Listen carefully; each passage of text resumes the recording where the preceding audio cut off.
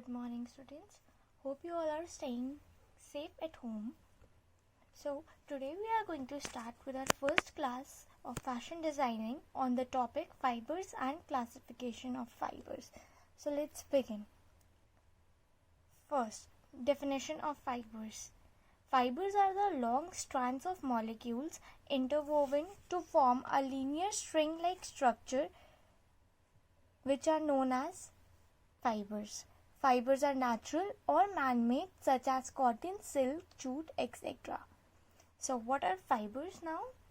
Fibers are basically the raw materials which we get from different things. For example, plants or animals. Example, wool, silk, cotton, which is further used for making garments. Now, after fibers, let's see the classification of fibers. So, fibers are used in clothes to cover our bodies, to protect our body, etc. Everyone wears clothes for different reasons. Some of the other characteristics of fibers are fibers can be repeatedly stretched more than 500% of its original size and can also recover back immediately to its original size and shape once the tension is relaxed. As you all know about stretchable fabrics, so there are many fabrics which are stretchable, so they can stretch around 500% and come back to its original sizes. Now, in comparison to rubber, it is stronger and more durable. It is light in weight.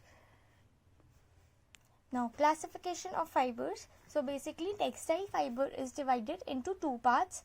Number 1, natural fibers, and number 2, man-made fibers. So, natural fibers consist of vegetable or plant fibers, that are your seed fibers, example cotton, then leaf fibers, for example sisal fibers, then fruit fibers, for example coir fibers, then bast fibers, for example jute, and stalk fibers, for example bamboo. Then second is your animal fibers. The example of animal fibers are wool, silk, leather, etc. Then third is your mineral fibers, that is asbestos. Then the second category is man-made fibers. Man-made fibers are further classified into three forms. First is regenerated fibers, second is synthetic fibers, and third is inorganic. For example of regenerated fibers, viscose rayon, acetate rayon, modal, and copra. Now, example of man-made fibers are nylon, polyester, acrylic, and polypropylene. For inorganic fibers, metal fibers, and glass fibers. Now, what are natural fibers? Fibers which we obtain from nature directly are known as natural fibers. For example, vegetable fibers, animal fibers, and mineral fibers. Now, as we can see, natural fibers are further divided into three parts, that is vegetable fibers, animal fibers, and mineral fibers.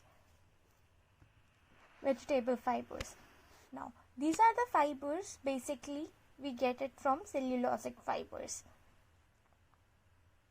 Besides their use as textile, these fibers are also used in the manufacturing of papers. Vegetable fibers are basically obtained from various parts of plant such as seeds, bast, leaf, fruit, stalk, etc.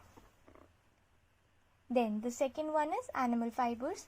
These fibers are obtained from animals, are called as animal fibers. The fibers are mainly made up of protein molecules. The basic element of protein molecule is carbon, nitrogen, hydrogen, and oxygen. Wool, hair fiber obtained from the animal, and silk fibers are common example of animal fiber. The fiber obtained from the sheep are referred as wool fibers. In the way, the hair of the horse, camel, goat are also obtained as fiber. 90% of hair fibers are wool fibers, used various applications. Now, animal fibers. Silk. Silk is very delicate filament. It is obtained from silkworms. Silk formation takes place by the secretion of proteinous molecule in liquid form through the glands of the silkworm. It is located on the head of the worm.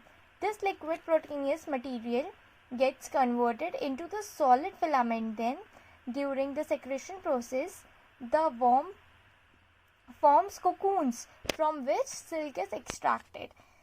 The sericulture of the silkworm is called as the rearing of the silkworm.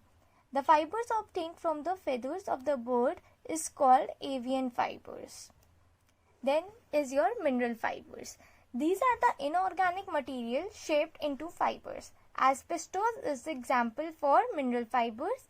These fibers are fireproof, resistant to acid, so that these fibers mainly found in the industrial application.